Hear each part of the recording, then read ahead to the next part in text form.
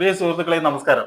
ഞാനിപ്പോൾ നിൽക്കുന്നത് പെരുമ്പാവൂർ പൂവപ്പടിയിൽ സുന്ദു ചേച്ചിയുടെ വീട്ടിലാണ് ഞാനിപ്പോൾ നിൽക്കുന്നത്. ഞാൻ കുറച്ച് അവരെ വീട്ടിലേക്കുള്ള ഭക്ഷണ സാധനങ്ങൾ കൊണ്ടുവരാൻ വേണ്ടി വന്നതാണ്.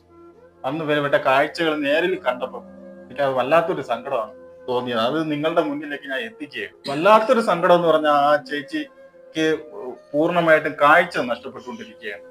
സ്വന്തം ചേച്ചിയുടെ മോനാണ് എൻ്റെ മടിയിലിരിക്കുന്നത്. മോന് 5 വയസ്സ് പ്രായമാണ്. ആ മോന് ഒരു ഗ്ലാസ് പാല് വാങ്ങിച്ച് ചായ ഇട്ട് കൊടുക്കാൻ പോലും ഒരു നിവൃത്തിയില്ലാത്ത ഒരു അവസ്ഥയിലാണ്. ചേച്ചിയുടെ ഹസ്ബൻഡ് മരണപ്പെട്ടിട്ട് 1 വർഷമായി. അറ്റാക്ക് മൂലമാണ് മരണപ്പെട്ടത്. ഈ ചേച്ചിക്ക് ഹെർണിയയുടെ ഒരു ഓപ്പറേഷൻ കഴിഞ്ഞതാണ്. ഇപ്പൊ അതാ വീണ്ടും അത് ചെയ്യേണ്ട ഒരു അവസ്ഥ വന്നു. ഒരു നിവൃത്തിയുമില്ല. സത്യം പറഞ്ഞാൽ ഒരു നേരത്തെ ആഹാരത്തിന് പോലും ഇപ്പൊ അവർക്കൊരു നിവൃത്തിയില്ല. ആ ചേച്ചിക്കാണെങ്കിൽ ജോലിക്ക് പോയി സ്വന്തം മോനെ നോക്കണമെന്നുള്ള വലിയ ആഗ്രഹമാണ്. പക്ഷെ ഈ ചേച്ചിയുടെ ദേഹം കണ്ടല്ലോ, മൊത്തവും വെള്ളപ്പാടുകളാണ്. വെയിലത്ത് ഇറങ്ങി നടക്കാൻ പറ്റും. ആ ചേച്ചി പറയണ എനിക്ക് ഈ അസുഖം ഒന്ന് മാറി കിട്ടിയിരുന്നെങ്കിൽ എന്റെ മോനെ എങ്കിലും എനിക്ക് പൊന്നുപോലെ വളർത്തി എടുക്കാന്നുള്ള രീതിയിലാണ് ചേച്ചി പറയുന്നത്.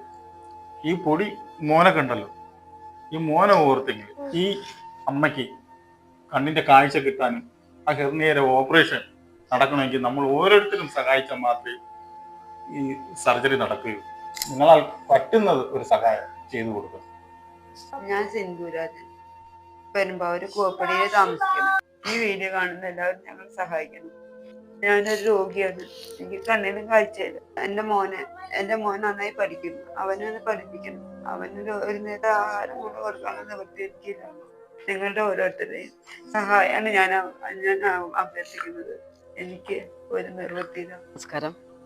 ഞാനിവിടെ സിന്ധുവിൻ്റെ വീടിൻ്റെ അടുത്തുള്ള ആളാണ്. കഴിഞ്ഞ 2 ടൈം ഇവിടുത്തെ മെമ്പറായിരുന്നു. സിന്ധുവിൻ്റെ ജീവിത സാഹചര്യവുമായി ബന്ധപ്പെട്ടാണ് ഞങ്ങൾ ഈ വീഡിയോ പഠിക്കുന്നത്. അവൾ ജന്മനാ മുതൽ അവൾക്ക് വയ്യായിരുന്നു.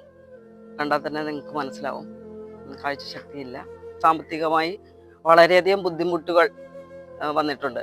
മാത്രമല്ല അവൾക്ക് ഇപ്പോൾ 2 ഓപ്പറേഷൻ കഴിഞ്ഞു. ചികിത്സാ ചെലവുമായി ബന്ധപ്പെട്ടും കുടുംബത്തിലെ പ്രാരാബ്ദവും എല്ലാമായിട്ട് വളരെയധികം ബുദ്ധിമുട്ടുന്ന ഒരു സാഹചര്യമാണ് ഉള്ളത്. അതുകൊണ്ട് നിങ്ങളെ എല്ലാവരുടെയും സഹായ സഹകരണങ്ങൾ അഭ്യർത്ഥിച്ചുകൊണ്ട് എൻ്റെ വാക്കുകൾ